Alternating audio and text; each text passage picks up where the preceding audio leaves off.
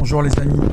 Alors, vous savez, j'aime bien comparer les différentes intelligences artificielles pour voir les différences et pour voir leur neutralité, leur indépendance.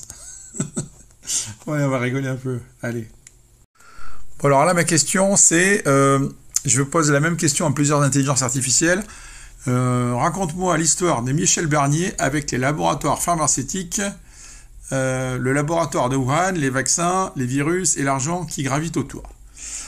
Alors, première réponse qu'on va voir, c'est Google Gemini. Alors, il me dit, il n'existe aucune preuve crédible d'une histoire reliant Michel Bernier au laboratoire pharmaceutique.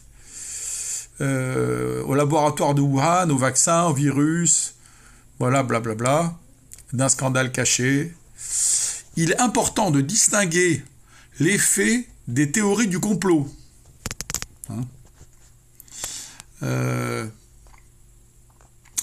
Alors, cependant, associer son nom au laboratoire de Wuhan à des flux d'argent suspects ou à une quelconque manipulation concernant les virus relève de la spéculation et s'inscrit souvent dans le cadre des théories du complot. Donc voilà, il est important de s'appuyer sur des sources fiables. Bon. En résumé, l'histoire que vous mentionnez n'existe pas, n'est pas basée sur des preuves vérifiables. Bon, ça c'est Google. Donc Google, retenez bien, Google, on va voir s'ils sont sérieux ou pas. C'est qui les sérieux?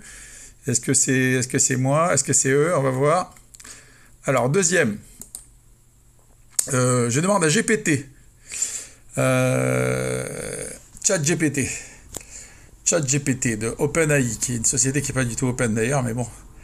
Voilà, donc eux, c'est à peu près le même genre de réponse débile. Il me répond, je suis désolé, je ne suis pas en mesure de fournir des informations précises sur Michel Bernier en relation avec des laboratoires pharmaceutiques, le laboratoire de Wuhan, blablabla. Bla, bla, bla. Et après, il raconte un petit truc un peu général, un truc un peu blabla, voilà. Aucun intérêt. Voilà. Donc, pour l'instant, on dirait circuler, il n'y a rien à voir, et puis même on se fait traiter de complotiste parce qu'on pose la question. On va aller voir un troisième, ça s'appelle le Perplexity, on dit que c'est le nouveau Google. Je lui pose toujours la même question. Donc là, on a des pieds de généralité. Et puis non, en fait, il dit il n'y a aucune information. Il n'y a pas d'éléments dans les sources fournies. Alors les sources fournies, en fait, c'est lui qui a cherché. Qui relie Michel Bernier à des controverses impliquant l'industrie pharmaceutique, la recherche des virus. Voilà. Son parcours semble être centré sur la politique française et européenne. Donc en gros, il n'a rien trouvé. Pourtant, il cherche partout, sur plein de sites. Voilà. En vérité, on voit ses sources, Le Figaro. Voilà, donc Perplexity, ChatGPT, Google, à circuler, à rien à voir. Alors là, j'interroge encore une nouvelle intelligence artificielle qui s'appelle Llama. Alors là, elle est intéressante, mais malheureusement, c'est en anglais. Llama, c'est écrit comme ça, 2L-A-M-A. Donc là, ils disent, tiens, sujet intéressant, ce politicien français, ancien président de la Commission européenne, a été au centre de nombreuses controverses liées à des laboratoires pharmaceutiques, le laboratoire de Wuhan, des vaccins, des virus et beaucoup d'argent. Donc,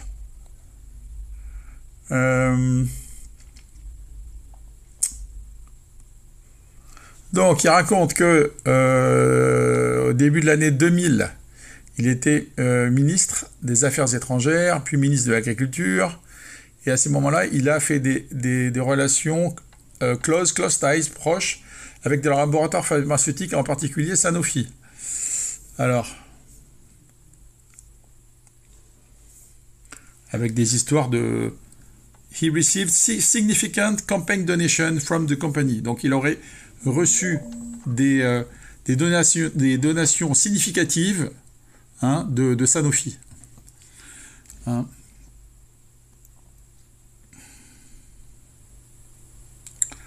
Euh, donc,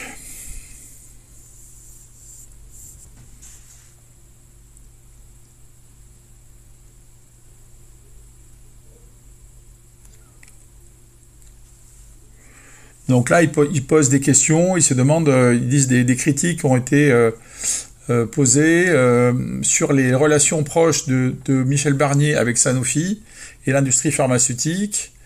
On se demande si ces connexions ont influencé sa décision en tant que chef négociateur pour le Brexit, enfin contre, on va dire, enfin autour du sujet du Brexit, hein, où il défendait l'Union européenne, hein, voilà, et son rôle pour définir la politique d'achat de vaccins.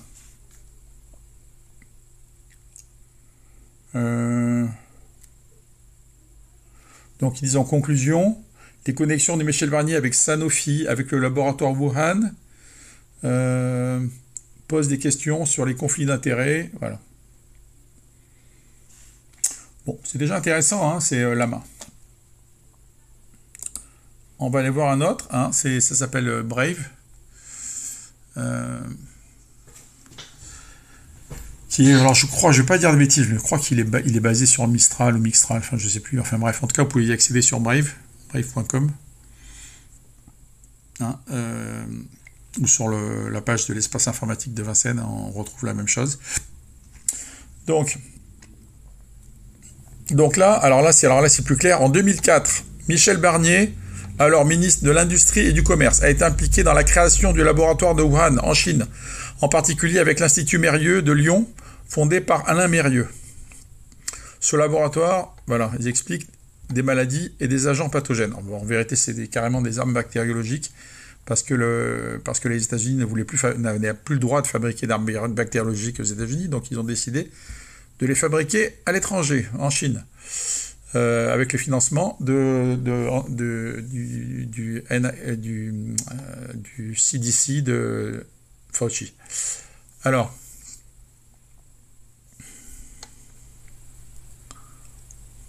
bon voilà. En plus, Michel Barnier a également des liens avec les laboratoires pharmaceutiques. En 2021, il exprime son soutien à la vaccination obligatoire pour tous. Hein, bon, donc là forcément il y a une histoire de conflit d'intérêts, hein, puisque derrière on sait qu'il a été, il était impliqué dans la création du laboratoire de Wuhan, financé par Sanofi, et puis il exprime son soutien à la vaccination obligatoire pour tous. Donc voilà, donc en résumé, Michel Barnier a été impliqué dans la création du laboratoire de Wuhan en 2004 en partenariat avec l'Institut Mérieux. Et même, les révélations sur le laboratoire ont suscité des soupçons quant à son rôle éventuel dans l'apparition du Covid-19. Voilà. Voilà. Dernier, alors je regarde si c'est le dernier. Ah non, ouais, enfin. Il y a Mythomax. Alors Mythomax, c'est encore une autre intelligence artificielle. Donc, Michel Barnier, en relation avec le laboratoire Wuhan, plusieurs sociétés pharmaceutiques, des intérêts financiers, des subventions de la Commission européenne pour des laboratoires liés au laboratoire Wuhan. Donc là, c'est intéressant. On apprend que la Commission européenne... Barnier avait des intérêts financiers dans des sociétés qui ont reçu des subventions de la Commission européenne pour des projets liés au laboratoire Wuhan. Ça, c'est intéressant.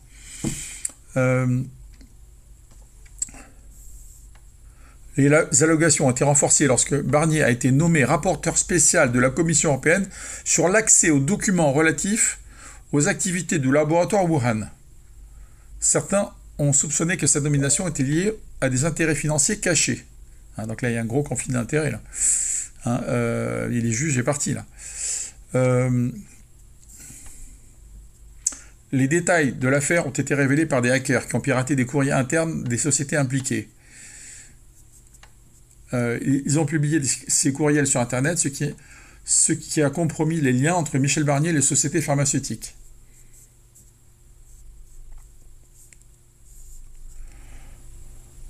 Bon.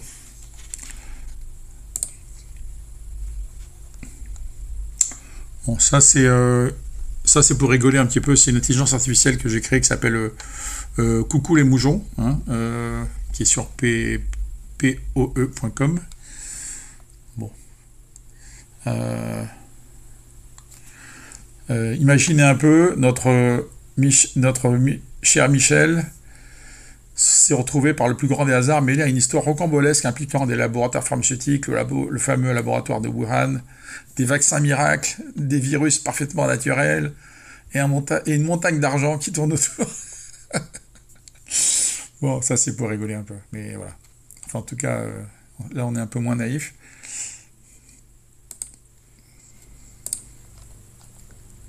Et puis voilà, bon, enfin c'est ce que je voulais vous montrer. Donc finalement, le plus intéressant, ça a été lequel? Ça a été sur Mythomax, on apprend des trucs intéressants, hein, des infos. Et puis Brave. Bon, déjà Brave, il résume bien la situation. Hein, et Mythomax, il nous donne des petits scoops. Hein. C'est déjà pas mal. Hein. Allez, salut les amis.